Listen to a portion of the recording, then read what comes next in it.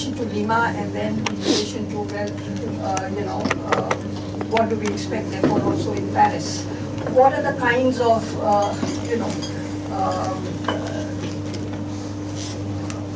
basically in terms of,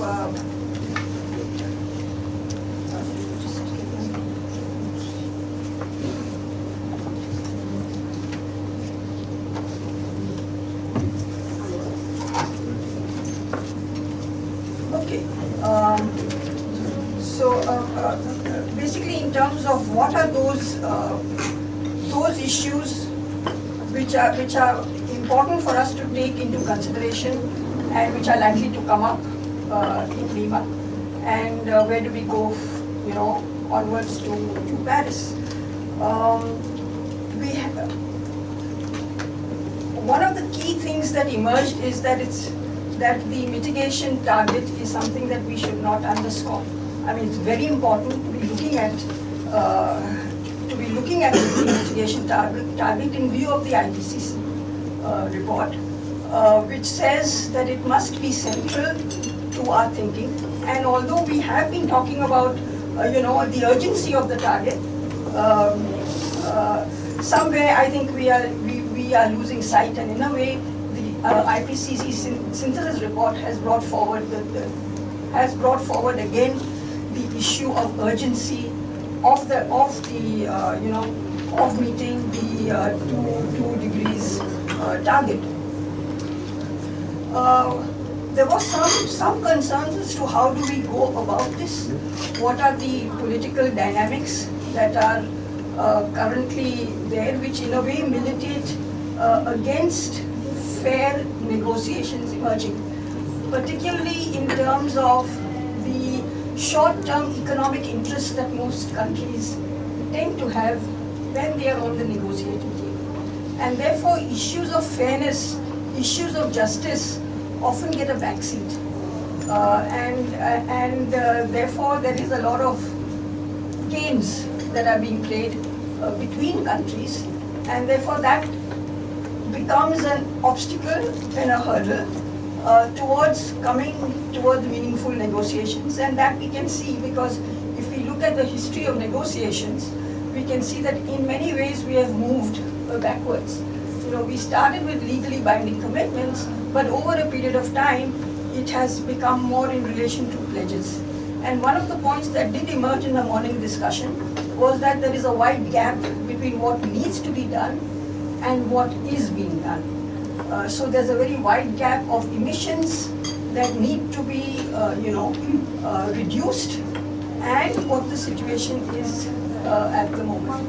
And therefore, the ambition levels have to be increased at all country levels. It was interesting because we got views from within, within civil society from India, but we also had views from various other countries, because we have embassy representatives here, and in the afternoon they were sharing also their concerns and also what they think needs to be done in relation to coming to a convergence in terms of meeting what the targets that are required.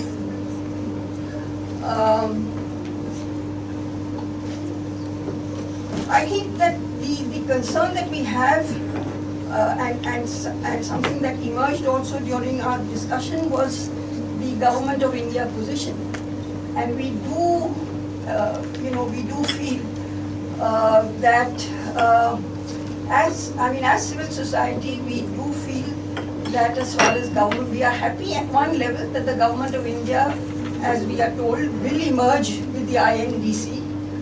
DC is coming on in between, in June next year. We understand the fact that we need to meet development needs, but we also feel that the equity considerations that we have been discussing at the international level, we would also like that to be a part of our concerns within the country. So I think equity concerns is something that we are all as a civil society concerned about as well. So I think with that.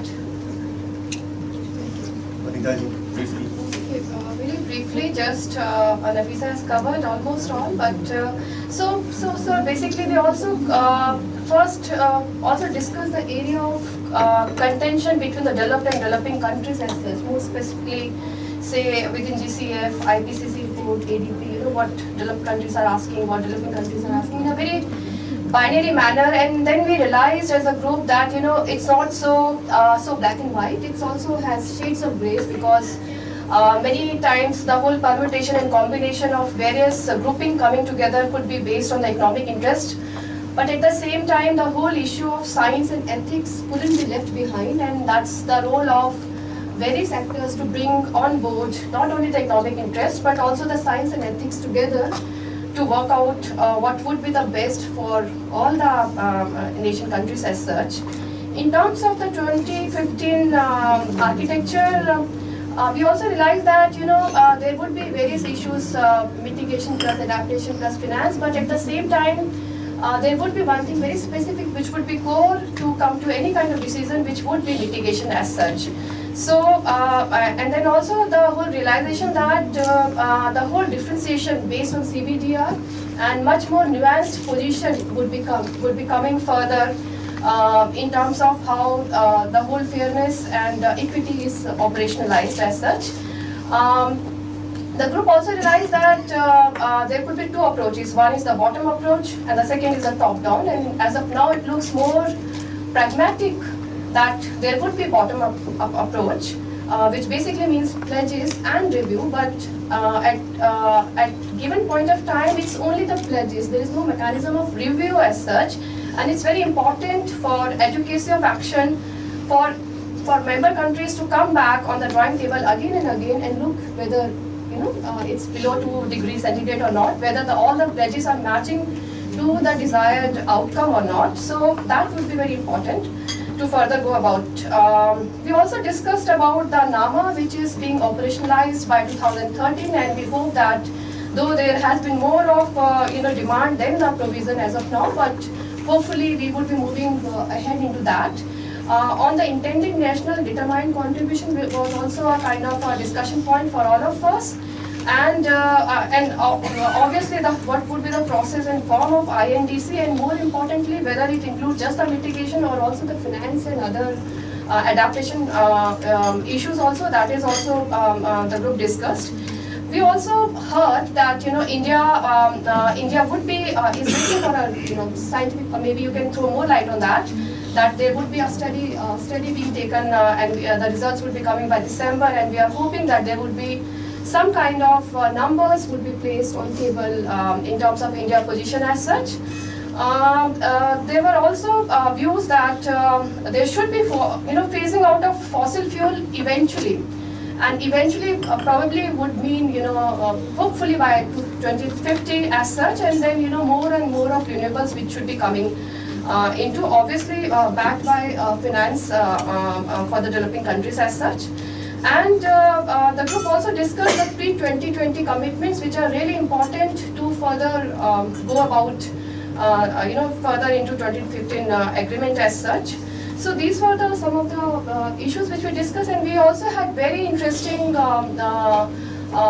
discussion with our guests from various embassies, from European Union, from New Zealand, Brazil, Poland, and Mexican embassies. So basically, European Union very clearly, very concisely put down their targets, which are, you know, 20%, and the renewables targets 27%, whereas New Zealand put about the whole need for the inclusive, you know, durable, transparent action. Brazil put a very interesting proposition of concentric cycle, and Poland, the whole emphasis on the private sector and business to come together. So some of these discussions which we had, so that's all. And we are now looking forward to what India is going to say. Thank you so much, Vanita ji. The only question is what India is going to do. What is the continuity and what is the departure in the negotiating position of India in terms of UNFCCC negotiations? The floor is yours.